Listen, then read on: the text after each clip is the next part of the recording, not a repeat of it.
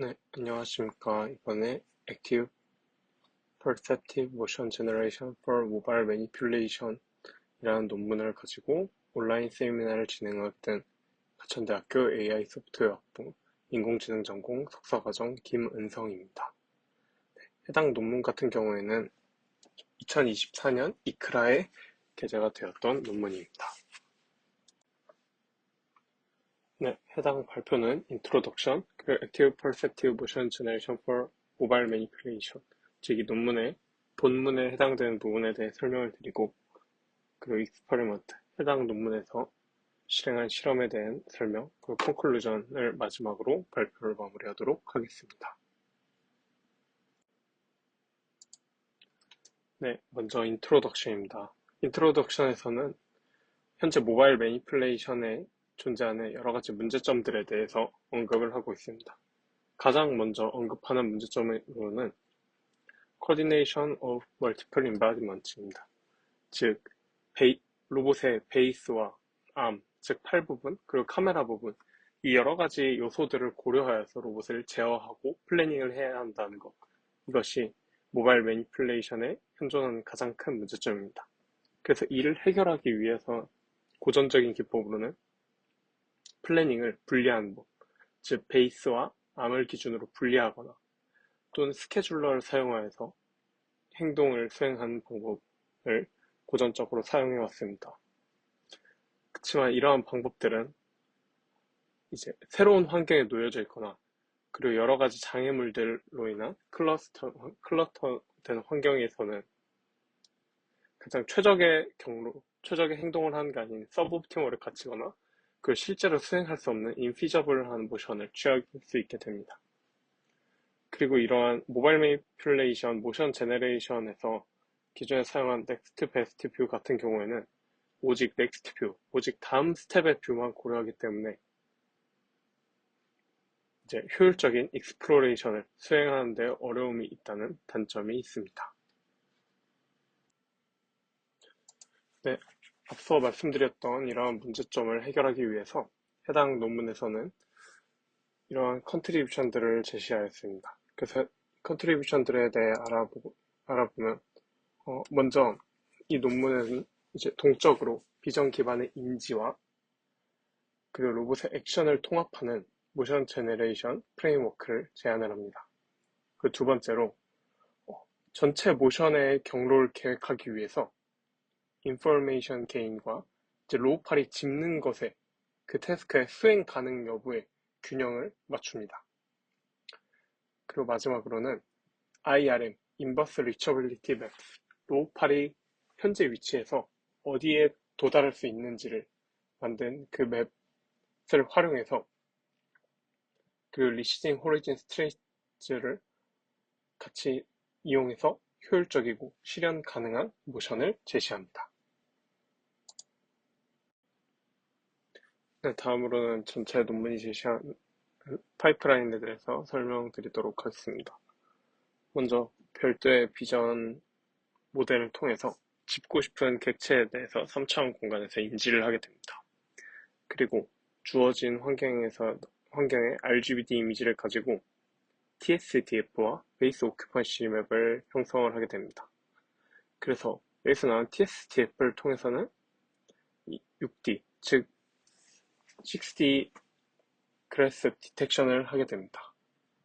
그래서 이제 이 6개의 자유도 공간 안에서 어떻게 하면 그래스를 할 수 있는지 예측을 하게 되고, 그리고 각 카메라 포즈별로 인포메이션 게인을 구하게 됩니다. 그래서 이를 통해서 도달 가능성과 그리고 안정적 그래스에 대한 지표를 구해서 이를 최대화하는 경로를 리시딩 호리즌하게 구하게 됩니다. 이제 리시딩 호리즌에 대해서 간단하게 설명을 드리면 현재 타임 스텝에서 미래 일정 시간에 대해서 예측을 하고 이 값을 고려해서 바로 다음 스텝으로 넘어간 이후에는 또 미래 일정 시간에 대해서 예측을 하게 되고 또 다음 스텝으로 넘어가고 반복하게 하는 것을 의미합니다.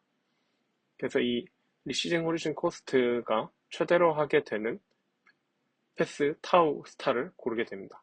그리고 이 한 사이클이 돌았을 때 그래스업이 가능하고 또한 충분히 베이스와 객체가 가까우면 짚고 아니면 다음으로 이동하는 방식으로 파이프라인이 구성이 되어 있습니다. 네, 그러면 앞서 설명드렸던 파이프라인을 구성 요소별로 나눠서 설명드리도록 하겠습니다. 먼저 Candidate Growth and Path Generation입니다. 그래서 앞서 말씀드린 것처럼 RGBD 이미지를 통해서 TSDF와 베이스 오큐펀시 맵을 구성을 하게 됩니다. 그럼 이 두 가지를 통해서 먼저 하게 되는 것은 이제 내가 짚고 싶은 사물의 위치에 대해서 이 베이스 로봇의 위치를 샘플링을 하게 됩니다. 근데 이 과정에서 이제 TSDF와 베이스 오큐펀시 맵의 3차원 공간 데이터를 사용해서 충돌을 피하면서도 이제 어떠한 지점에서 베이스 골이 위치하면 집을 수 있을지 샘플링을 먼저 하게 됩니다. 그리고 이제 이런 베이스 골 샘플링을 하게 되면 이 해당 베이스 포즈와 그리고 이 로봇의 헤드 쪽에 달리는 카메라 포즈를 고려하여서 A스타와 RRT 같은 디스크리트 플래너를 통해서 내가 원하는 내가 샘플링한 베이스 골 지점에 대한 경로를 생성을 하게 됩니다. 그래서 이렇게 경로가 생성이 되면 이 경로 샘플들은 이후에 수행되는 두 가지 유틸리티 계산, 즉 인포메이션 게인과 그래스 리처빌리티, 즉 그래스비 도달 가능한지에 대한 계산의 입력 값으로 사용되게 됩니다. 네, 다음은 리시징 호리즌 컨트롤에 대해서 설명을 드리도록 하겠습니다. 이제 앞서서 말씀드린 것처럼 해당 이제 논문에서 제시한 파이프라인에서 리시징 호리즌 컨트롤 기법을 통해서 경로를 계획한다고 보면 되겠습니다. 그래서 리시징 호리즌 컨트롤이 뭔지 간단히 설명을 드리면 이제 해당 로봇이 만약에 내가 지금 K 스텝에 있다고 이 이미지와 같이 K 스텝에 존재한다고 했을 때 이 프레딕션 호리즌, 즉 내 미래의 일정 타임 스텝만큼을 예측을 합니다. 그리고 나서 이것을 고려했을 때 이 K 플러스 1 스텝에선 이것들을 고려하여서 행동을 하고 이후에는 다시 프리딕트 호리즌만큼 다시 예측을 하고 K 플러스 2 스텝은 이걸 고려해서 이 액션을 취하는, 이걸 계속해서 반복하는 방식을 말합니다. 그래서 어떻게 보면 이제 제어에서 사용하는 MPC 기법과 좀 유사하다고 볼 수 있습니다. 그래서 이 로봇은 해당 논문에서는 매 타임 스텝마다 이 인포메이션 게인과 그래스 익스큐터빌리티가 통합된 이 유틸리티 펑션이 최대화가 되도록 패스를 선택을 하게 됩니다. 그래서 이제 이 함수가 최대화되는 패스를 고른다. 근데 이제 이 앞부분 JIG 같은 경우에는 information gain에 대한 함수이고 이 뒤에 JExecutability 같은 경우에는 이제 그래스비 수행 가능한지 이거에 대해서 나타내게 됩니다. 그리고 여기 나와 있는 이 타우 i를 봤을 때 이제 이게 한 경로에 대한 경로를 쭈루룩 적은 건데 그래서 P 베이스, P 캠 이 타임 스텝별로 나열되어 있습니다. 그래서 여기서 말하는 이제 P 베이스 제로 같은 경우에는 제로 스텝의 베이스의 포즈인데 이제 좀 의아할 수도 있는 게 카메라의 포즈가 그 베이스에 대해서 하나씩만 존재하게 됩니다. 그래서 이게 하나씩 존재하는 이유가 뭐냐면 이 논문에서 가정한 건 내가 원하는 사물의 방향으로 카메라는 항상 놓여져 있다고 가정을 하고 있기 때문에 이 하나의 베이스 포즈랑 하나의 카메라 포즈가 나오게 됩니다. 그래서 이렇게 타우 i와 같은 기호를 활용해서 이러한 패스를 표시하게 됩니다. 네, 다음은 Information Gain and Grasp Detection 파트입니다. 그래서 앞서 말씀드린 것처럼 RGBD 이미지 인풋이 들어왔을 때 이제 해당 모델은 TSDF 맵을 구성을 하게 되고 이를 통해서 이제 현재 주어진 장면에 대한 환경에 대한 지오메트리를 모델링하게 됩니다. 그리고 이를 통해서 리어 사이드 복셀 인포메이션 게인을 계산을 하게 됩니다. 이제 리어 사이드 복셀이란 이 무엇을 의미하냐면 이제 이 피규어4의 왼쪽 이미지를 보면 복셀이 핑크색으로 되어 있는 것도 있고 파란색으로 되어 있는 것도 있고 이런 걸 볼 수 있습니다.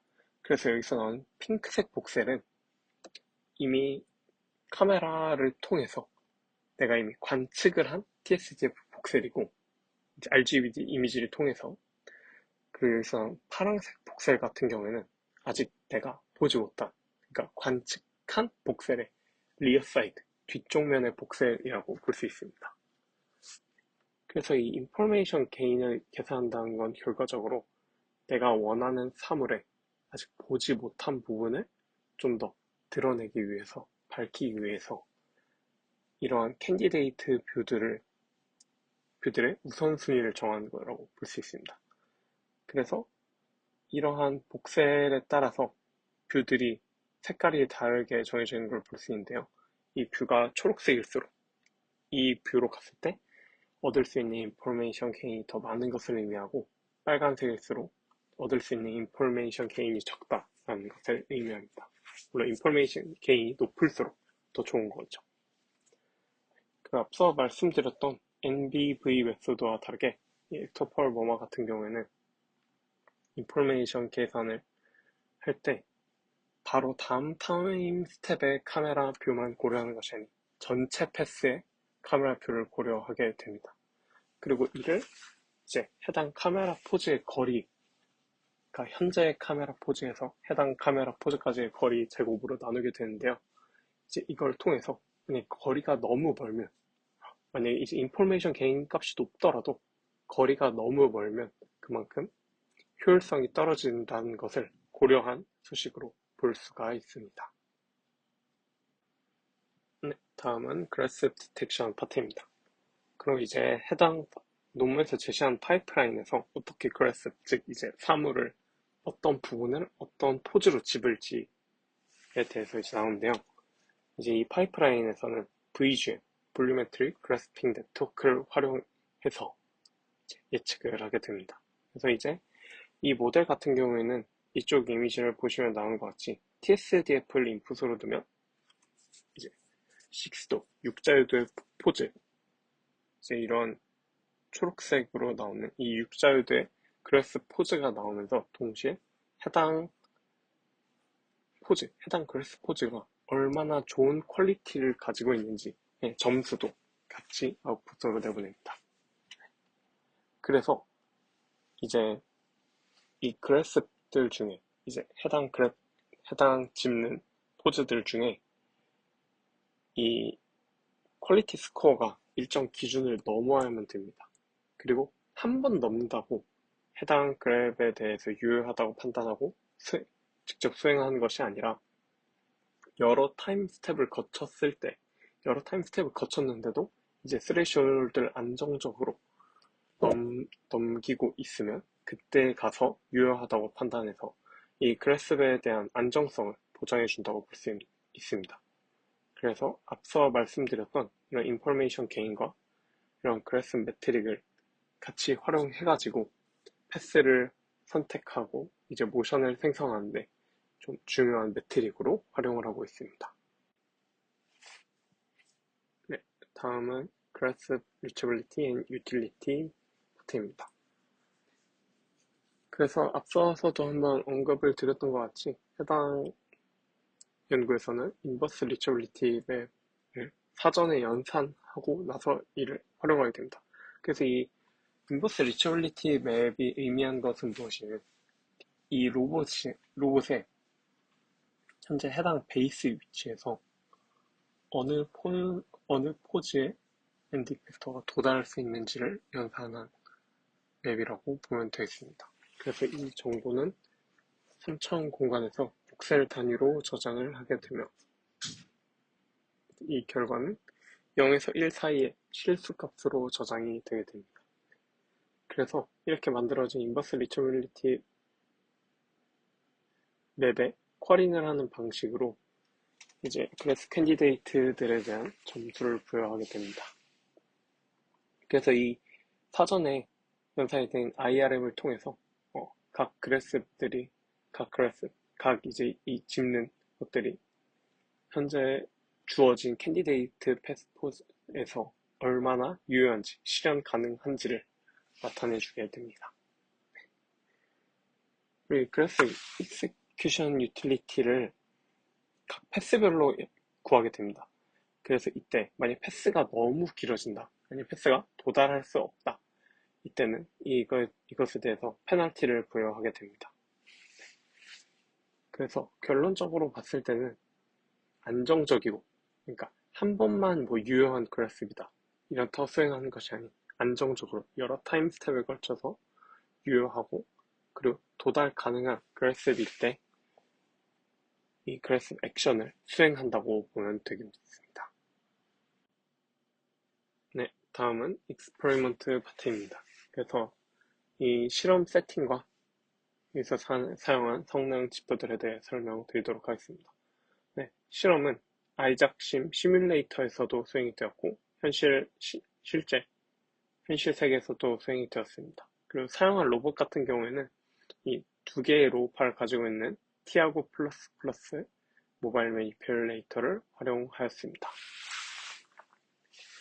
그래서 이제 이 실험에서 활용한 장면, 환경 같은 경우에는 이제 그냥 테이블에 이 4YCB 오브젝트들이 이제 책 그리고 뭐 바나나 이런 몇 가지 오브젝트들 있는데 이것들이 그냥 간단히 놓여 있는 것부터 해가지고 장애물들이 같이 위치해 있는 그러한 여러 가지 환경에서 수행을 하게 되었습니다. 그리고 여기서 중요한 평가 지표로는 SR, Success Rate, 즉 이제 전체 성공적인 그래프를 수행한 확률, 그리고 Abort Rate, AR이라고 하는데 이건 이제 도달 가능하고 안정적인 그래프를 하나도 발견하지 못한 비율을 의미하는 거고, GFR, 즉 그래프를 실패한 경우, 뭐 인버스 키네마틱 에러 등으로 그래프가 실패한 경우를 의미하게 됩니다. 그리고 D 토탈 같은 경우에는 전체 트래블, 전체 이동한 거리를 의미하고, V 토탈 같은 경우에는 이제 한 에피소드에서 방문한 뷰 포인트들의 수를 의미합니다. 네, 그 다음으로는 이제 실험 결과와 이 결과 분석에 대해서 해보도록 하겠습니다. 이제 왼쪽은 간단한 씬, 이제 그냥 간단하게 테이블 위에 4YCB 오브젝트들만 있는 경우, 그리고 오른쪽에 컴플렉스 씬 같은 경우에는 이제 기존의 심플 씬에서 장애물들과 여러 가지 복잡한 환경 요소들을 추가해서 수행을 하는 경우입니다. 그래서 여기 나온 경우는 이 위의 경우들은 하이퍼 파라미터들을 바꾼 것들을 의미합니다. 그래서 퀄리티 같은 경우에는 이제 그래스, 즉 이제 그래스 퀄리티 스레시홀드의 값을 0.7로 했을 때, 0.9로 했을 때, 그래서 스테이블 그래스 1, 스테이블 그래스 5 같은 경우에는 이제 안정적인 그래스비라고 생각하는 이제 타임 스텝, 그러니까 이제 1 타임 스텝만큼 있으면 안정적인 그래스입니다. 여기에선 5 타임 스텝만큼 스테이블 그래스비라고 판단됐을 때 안정적이다 라고 여겼을 이 두 가지 차이를 의미하는 거고, 이건 이제 인포메이션 게인에 들어가는 웨이트 값이 3.0일 때, 0.2일 때. 그 모멘텀 같은 경우에는 이제 앞에서 언급을 따로 드리지 않았는데 뒤에서는 언급을 드리는데, 이제 만약에 패스들에 대해서 i주를 연산을 하고 이제 그래스에 대해서 연산을 하는데, 그 과정에서 만약 값이 비슷한 경우가 양쪽에 서로 왼쪽 오른쪽에 있을 경우에는 이 왼쪽 오른쪽에서 계속해서 이제 진동을 한 경우들이 꽤 많이 발생을 했다고 합니다.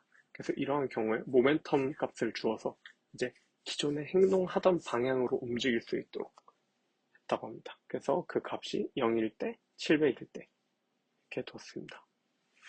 그래서 이러한 하이퍼 파라미터들의 바뀜에 따라 석세스 레이트들이 조금씩 차이가 있는 것을 볼 수 있고, 그리고 D 토탈, 이제 전체 이동 거리 역시 조금씩 달라지고 방문한 뷰포인트의 수도 조금씩 달라지는 것들을 볼 수 있습니다.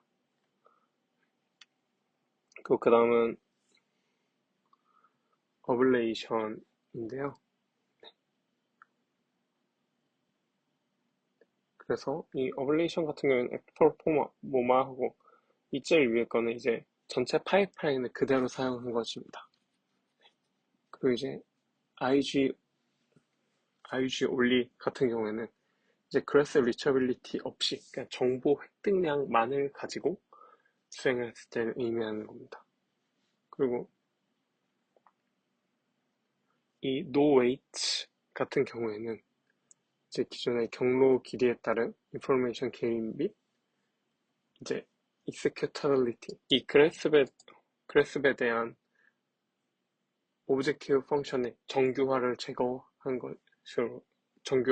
것으로 이제 경로 길이에 무관한 계산을 한 것으로 볼 수 있습니다. 그래서 이 같은 경우에는 성공 확률이 가장 낮은 것을 볼 수 있고, 그리고 오히려 조금 신기했던 점은 이제 인포메이션 게인만을 고려했을 때가 가장 성공 확률이 높았다는 것을 확인해 볼 수 있었습니다. 전체적으로 다른 지표보다 다 똑같이 높은 걸 볼 수 있었고, 근데 이제 만약에 이 밑에 IG 올리랑 전체 파이프라인에서는 그래도 IG 올리만 한 것보다 그래스 리처빌리티를 같이 고려하는 경우에 하드 그래스, 즉 이제 사물이 그래스를 하기 좀 어렵게 놓여 있는 경우가 더 성공률이 높은 것을 확인해 볼 수 있었습니다.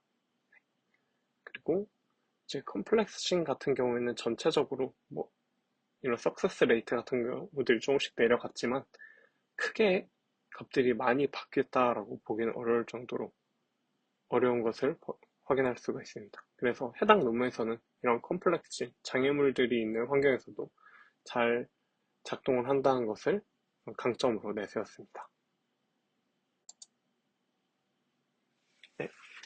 그 다음 이제 기존 베이스라인과의 비교입니다. 그래서 이렇게 랜덤하게 움직이는 경우, 그 Prayer et al. 같은 경우에는 이제 앞서서 계속 말씀드렸던 NBV 방법에 대한 이야기입니다. 그래서 단일 뷰포인트만을 고려하고 다음 타임 스텝의 카메라 뷰포인트만을 고려한 기법입니다. 그래서 이것들 모두 비교해 봤을 때 이제 심플씬, 그 컴플렉스인, 그리고 컴플렉스인 플러스 하드 그래스일 때 모두 이 액트4 모어가 높은 성공률을 보여준 것을 확인해 볼 수 있었습니다. 물론 이제 전체 이동 거리나 뷰포인트, 이제 거쳐간 뷰포인트의 수 등에서는 다른 기존 베이스라인들이 좀 더 강점이 있었지만 그만큼 석세스 레이트에서 너무 큰 차이를 보였기 때문에 이제 액트4 모마 이 논문 저자들은 이러한 강점이 있다는 것을 내세웠습니다.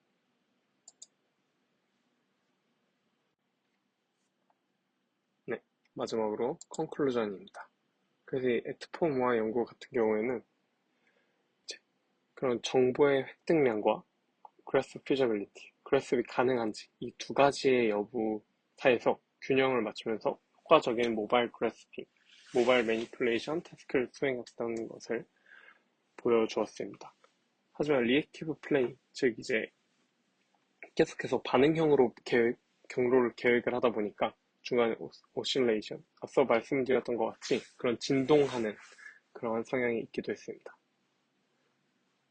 그리고 그 다음으로는 아무래도 비전 기반으로 모든 것을 해결하는 비전 기반으로 이제 인지를 하고 그것을 통해서 어떻게 그래스를 할 수 있는지를 판단하고 인포메이션 게인을 연산을 하는 거기 때문에 heavily occluded environment, 즉 많이 가려져 있는 사물들이 많이 가려져 있는 환경에서는 이제 제한된 성능을 보일 수밖에 없다는 단점이 있습니다.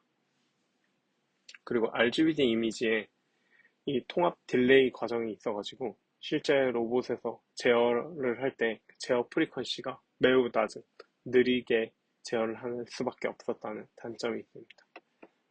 그리고 또한 좀 중요한 단점이라고 볼 수도 있는데요. 현재 이 액트4 모마는 그냥 간단한 딱 그래스, 즉 이제 로봇이 도달을 해서 사물을 짚는 태스크까지만 할 수가 있습니다.